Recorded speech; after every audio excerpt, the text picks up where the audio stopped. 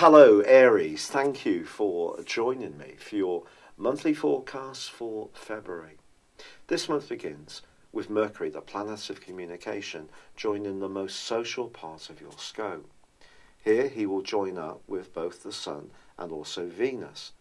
Now this collection of energy can really see you causing something of a stir, particularly in the first half of this month. If you haven't seen some of your contemporaries since Christmas, you may find yourself wanting to meet up and really chew the fat, and it can be great fun doing so. If you're single, it's also possible that someone in your social circle could become something more to you. Now, of course, this is a month when there's a partial solar eclipse, which occurs on the 15th, and this is going to be angling up to Uranus, the planet of freedom, in your sign. I think it could be some rather surprising people that you gravitate towards over the next half year. People who in the past may not have been your cup of tea.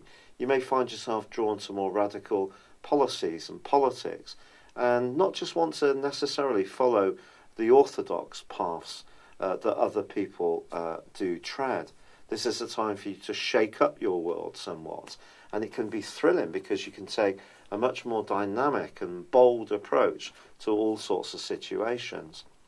What we can't deny this month is that Mars, your ruler, is in a right angle with Neptune from the 12th through to the 23rd. This is a tricky link. Mars and Neptune, when they're in difficult angles, can create deception. Mars is about desire, and for you it's in a part of your horoscope to do with widening your horizons and being bolder.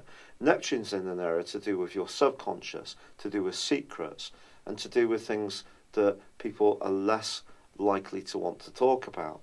So it's possible that your desire for the truth, which can come through the 9th house, Mars in Sagittarius, is going to be compromised by some of the answers that you get from other people. So someone can seem a little bit hard to really fathom, a bit, perhaps a little bit ethereal, not really being upfront in the way you want, which can leave you frustrated because this energy that's coming from this eclipse is wanting you to clarify your future plans. And if you're not getting the answers you want, that's inevitably going to cause a degree of concern. But also, from the middle of this month, Mercury relocates into Pisces too, and is followed by the Sun, and then ultimately by Venus. So there's a big shift in the second half of this month into a much tenderer and more gentle part of your situation. As much as you may be given it large in the first half of this month, therefore, you may find yourself wanting to cocoon yourself away in this second part and have a bit more space to reflect and think about things. Now, in a wonderful way, Venus goes alongside Neptune and also Mercury, so your imagination can be absolutely fantastic. If you're someone who's quite talented at sort of psychic phenomena, your psychic antenna is going to be turned to max in this latter part of the month. Now the Sun is also going to forge a brilliant angle to Saturn in the last week, and this is fantastic because it gives you an opportunity to work behind the scenes when it comes to your big goals and aspirations, not necessarily make obvious moves.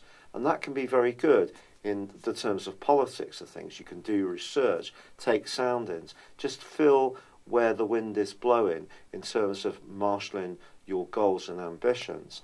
But there is also a square between Mars and Venus in the last week too.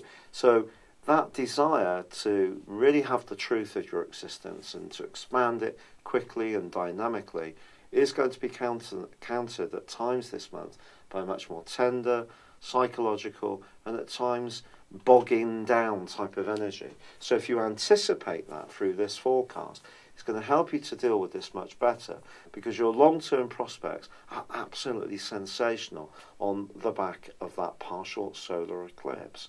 It's been a real pleasure being with you. Thank you for joining me. Good luck and goodbye for now. Hello, thank you so much for watching my video. I'd love you to join me at my Horoscope Ace app.